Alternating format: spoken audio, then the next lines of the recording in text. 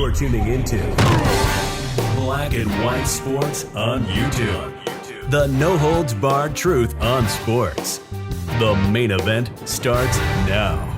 Black and White sports fans, it has been 7 years now since Deflategate, when the Colts accused the New England Patriots with Tom Brady at the time of deflating footballs.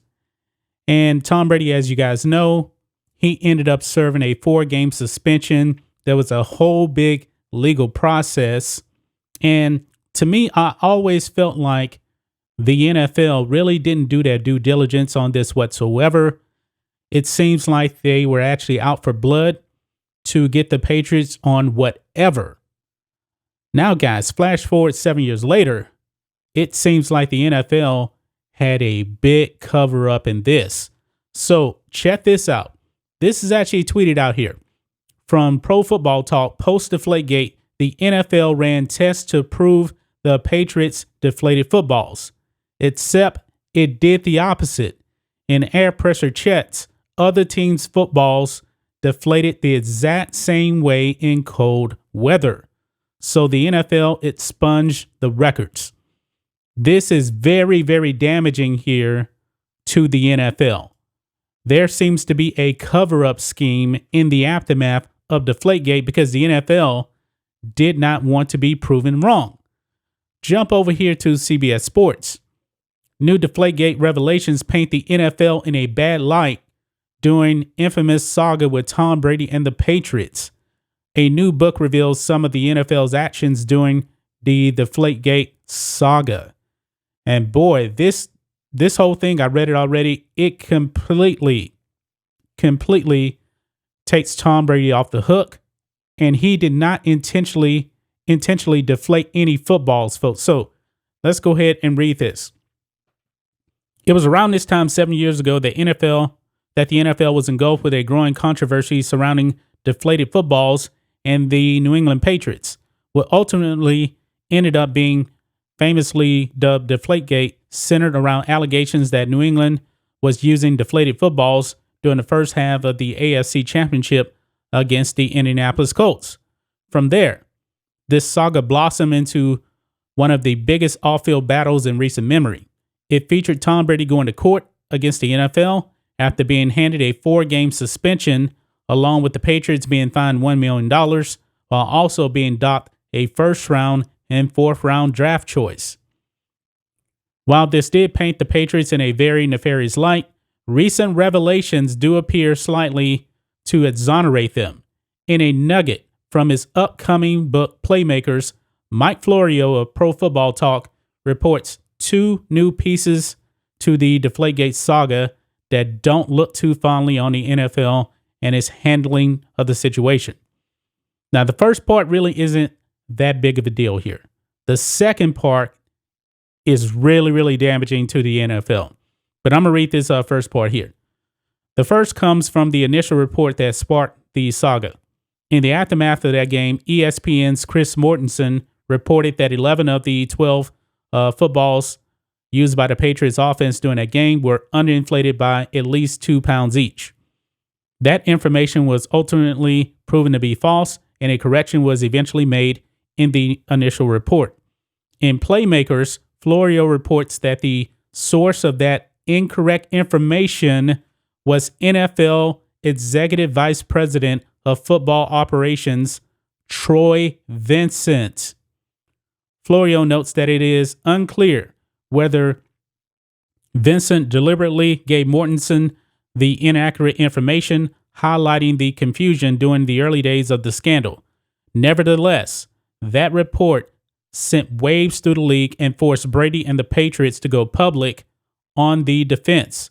Yeah, so they lied about that. It was not 11 of the 12 balls below 2 PSI. It wasn't. It was only 1 ball below 2 PSI. But here is the damaging part for the NFL here. The second nugget that Florio reveals in the book is arguably the biggest of the two, as it reveals direct science that supports New England's defense, if not exonerates the franchise completely. Beginning in 2015, the NFL began conducting air pressure spot checks at halftime of games. The data was collected and hidden by the league, with none of the numbers ever seeing the light of day. Under the ideal gas law, the working theory is that the air pressure in the balls would rise during warm days and fall during cold days. Now, it was extremely cold during the Deflategate game. And it says here, which is what happened. Playmakers reveals that numerous measurements made at halftime of games during the 2015 season produced numbers beyond the permitted 12.5 to 13.5 psi levels and correlated to the ideal gas law. That means the footballs used by the Patriots were consistent with the conditions that they were playing in that day as it relates to the recorded data in 2015, distorting those initial allegations of wrongdoing.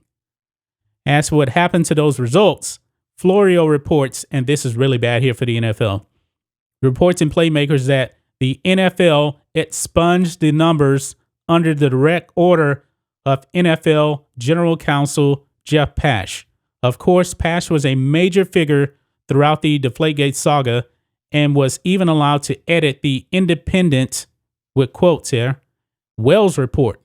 Why would Pash and the league destroy the PSI data?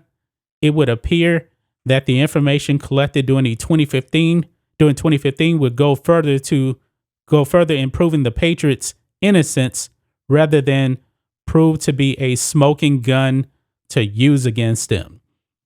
This makes the NFL look extremely bad.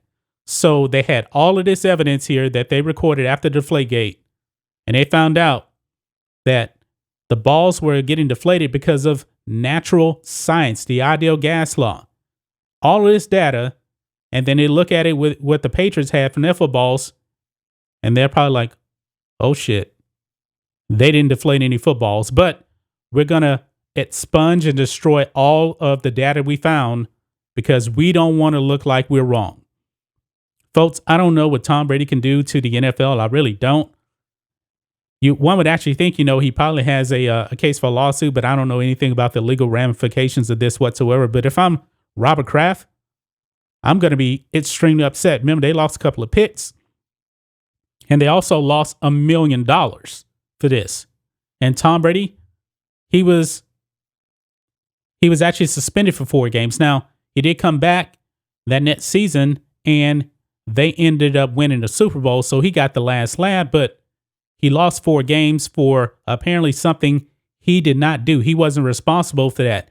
It was just natural science, and now the NFL apparently has covered up stuff, and Mike Florio has now exposed the NFL as liars. Now, guys, when I saw Deflategate, even I knew, and I'm not a scientist whatsoever, that the PSI in the balls, when it's cold, even I knew that it was going to fluctuate.